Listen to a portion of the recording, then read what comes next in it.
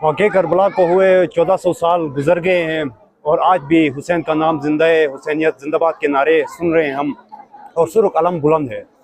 बस बाकी रहता है तो क़याम है हुसैन की तरह कायम करना बाकी रहता है। इस जुल्म और बर्बरियत का जो निज़ाम है इसके ख़िलाफ़ उठ खड़े होने का वो लास्ट स्टेज बाकी रहता है। बाकी सब कुछ वो एक छोटी सी मिसाल नहीं है कि पेपर भी पेन वगैरह सब कुछ तैयार है, पेपर की तैयारी हो गई, बस पढ़ना बाकी रहता है।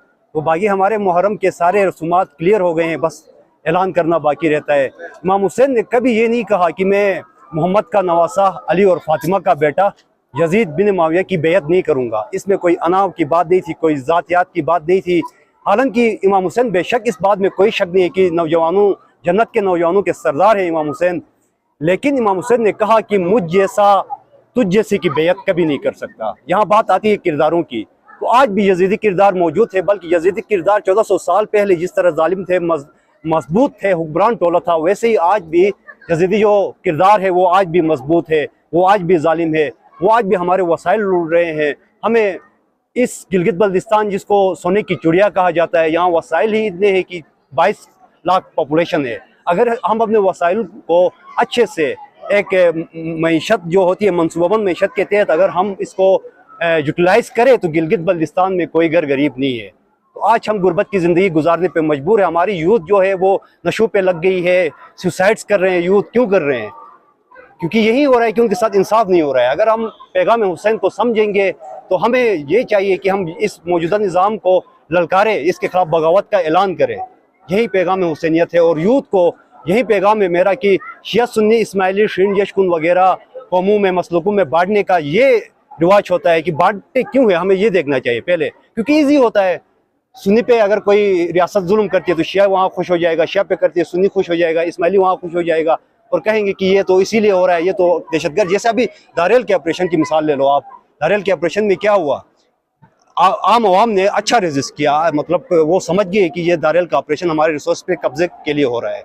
बाकी ओवरऑल जो जनरल पॉपुलेशन को ये तासुर देने की कोशिश की गई कि वहाँ बसों से उतार के जिन शियों को मारा गया था ये वो कमांडर थे, तो इनको मार रहे हैं, तो आप लोगों को इस ऑपरेशन को अप्रिशिएट करना चाहिए, इसका साथ देना चाहिए। ऐसा नहीं हुआ। यही करती है गवर्नमेंट, डिवाइड करती है शियों में, सुन्नियों में, इस्माइलियों में। तो हमें मुत्तहिद होकर पैगाम हुसैनियत को खुद भी समझना चाहिए और हमें खुद समझना चाहिए। मैं ये समझता हूँ कि मुल्लाओं से पैगाम हुसैनियत ना समझो, बिल्कुल भी ना समझो, क्योंकि ये मुल्ला खुद पैगाम हुसैनियत नहीं समझे अभी तक। अगर ये समझते तो स्पेशली गिलगित बल्तिस्तान में 76 सालों में जो हो रहा है, तो हुसैनियत यहाँ जिंदा है। हर आशुरा को, 10 मुहर्रम को यहाँ लाखों लोग बाहर निकल आते हैं, लेकिन बिजली चली जाती है, अंधेरे में मजलिस पढ़ते हैं। ये दरिया गुजर के सामने से जा रहे हैं, इससे इतनी बिजली पैदा की जा सकती है कि पूरे पाकिस्तान की जितनी रिक्वायरमेंट है वो पूरी हो सकती है। गिलगित को छोड़ो, पूरे पाकिस्तान की रिक्वायरमेंट पूरी हो सकती है। हमारे सामने ऐसे मॉडल्स मौजूद है। नॉर्वे को ले लो, यूरोपियन एक छोटा सा मुल्क है, अपनी बिजली बेच के एक स्टैंडर्ड की लाइफ गुजार रहा है। हम क्यों नहीं कर सकते?